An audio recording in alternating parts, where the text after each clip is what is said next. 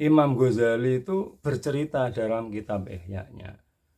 Nanti kata Imam Ghazali, ketika surga dibuka, itu ada orang berebut mau masuk duluan.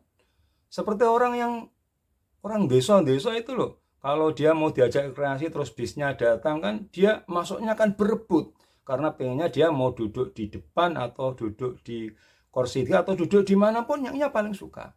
Mau berebut. Seperti orang desa. Orang masuk surga juga demikian. Nah, ketika orang ini berebut, datang malaikat. Hei, kenapa? Anda apa kok rame-rame ini? Kata orang ini, hei malaikat, saya ini orang yang fakir di dunia. Seurep-urep aku ini susah. Dan saya ini menyembunyikan kefakiran saya. Betapa beratnya di dunia. Nggak ada orang yang tahu saya fakir. Sementara saya fakir.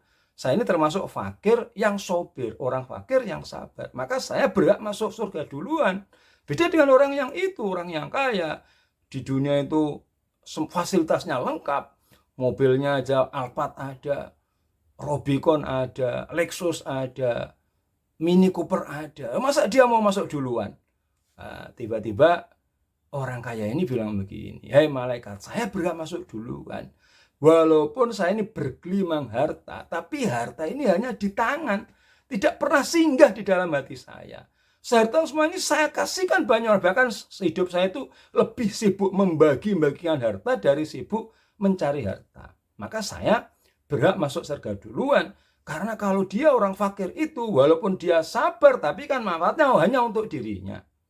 Sedangkan saya ini orang yang kaya, yang dermawan, nggak pernah harta itu ada di hati, hanya ada di tangan. Maka manfaatnya untuk banyak orang, maka saya berhak masuk surga duluan. Kemudian malaikat itu tanya, hei orang kaya, betul kau masuk duluan, betul itu hakmu. Tapi kamu kok tahu seperti itu, hartamu hanya ada di tangan, tidak singgah di hati, itu yang ngasih tahu siapa? Ya Ustadz saya. Nah, kemudian ya berarti yang berhak masuk ke surga duluan ya ustadz kamu itu, karena dia yang berjasa kepada dirimu, mengantarkan dirimu menjadi orang yang seperti itu. Dan ustadznya pun dipanggil, hei ustadz, kamu masuk surga duluan karena kamu yang berjasa. Kata ustadznya, enggak malaikat, enggak. Kalau enggak kenapa?